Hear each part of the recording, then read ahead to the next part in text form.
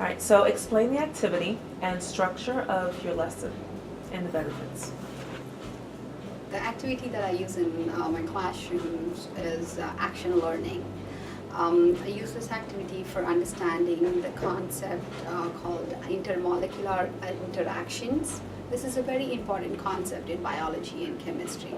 So what I do in this activity is use the students as molecules in order to help them understand the structure of each molecule, and then using them as molecules, I build a bigger molecule by linking them to each other.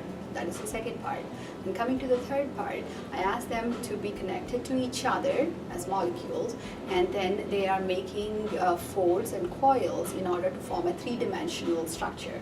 So this is something that we use in understanding the protein structure. Proteins have a structure, a three-dimensional structure, and this is very important for their function. If this function is affected, then it leads to diseases and disorders. So for molecules, structure is very important in order to perform the best of their function.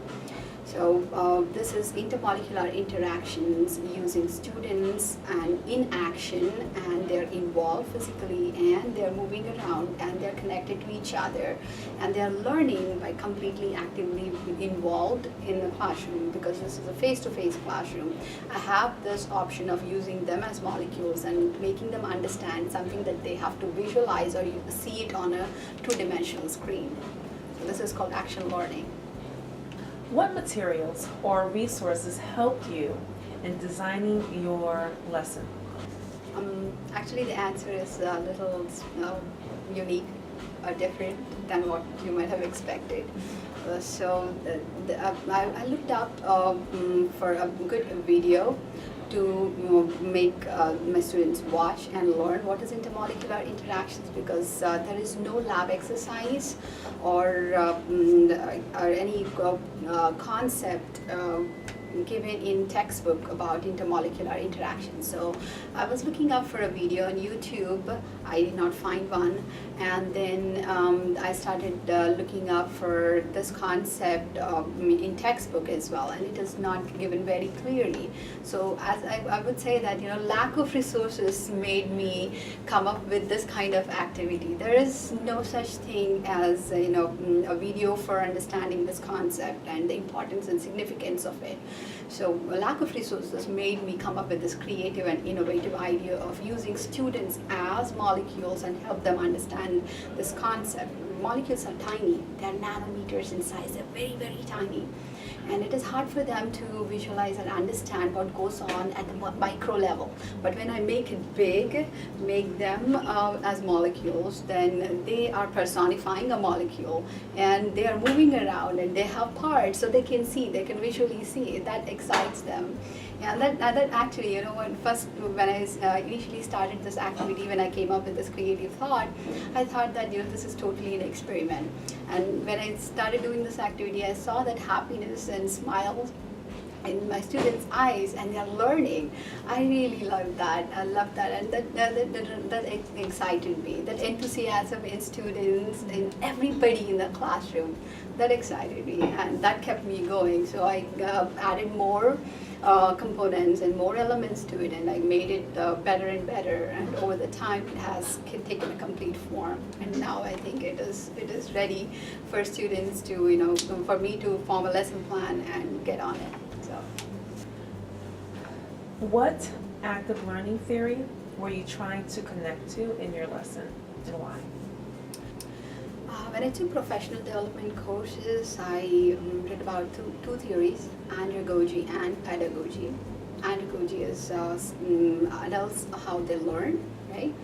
So when I was studying more about andragogy, I learned one point, that adult students learn better when they can see the application of a concept. When they're able to apply it to a real-time scenario, then they learn the concept better.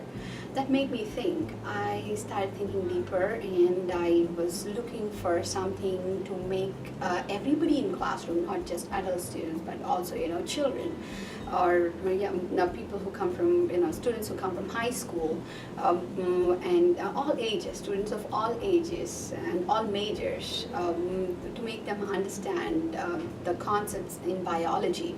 For some people, biology is interesting. For some people, biology is a mandatory course. That's why they take it.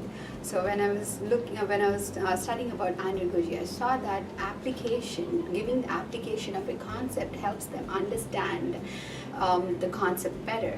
When I saw that, when I read that, I felt like, not only adult students, but even every student will understand if I give the application of the concept. That is what motivated me to come up with this kind of activity.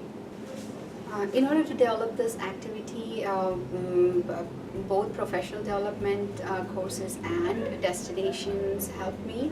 From professional development courses, I learned about 4Cs activity, wherein the students have a role. And from Google Cardboard activity, I see that students are able to get that visualization of a three-dimensional concept, and they're able to see the particles in all angles and how they move and how they interact and how they're shaped. What were the students supposed to do while working in groups? So for this activity, I use 8 to 10 students. 8 or 10 students, they become the little component, and then I ask them to bind with each other. They're connected to each other like a polymer, make a bigger molecule. So 8 to 10 students are involved in this activity. When 8 to 10 students are performing this activity in front of the classroom, other students are observing and learning. So what did you learn about your students through this active learning activity? Students are looking forward to more such activities, and with these activities we can rekindle the eagerness towards the concepts of biology and chemistry and biochemistry.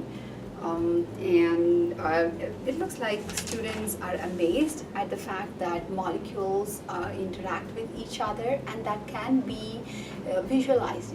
Molecules are tiny, they're very small, but it is happening at a micro level, but it can be visualized at a macro level in a classroom through action learning activities.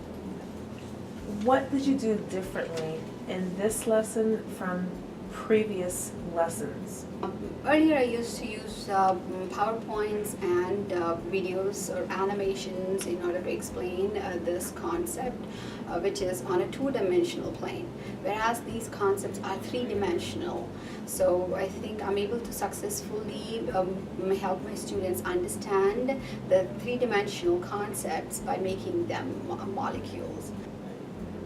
I heard a couple of times students coming and telling me as soon as I do these activities that they learn more in these in my classroom through these activities, and they haven't done such activities in biology or science classes ever, and they learn more. They learn more than ever, and that I think is the biggest compliment ever I got. When a student comes and says to you that I learned so much more from your class, through these activities. That is what I think is measurable, instant measurable learning, or proof for learning, evidence for learning. And another thing that I did is I compared the scores from the previous semesters and the semesters that I started these action learning activities. I see that there is a 20 to 30% increase in the scores in those concepts.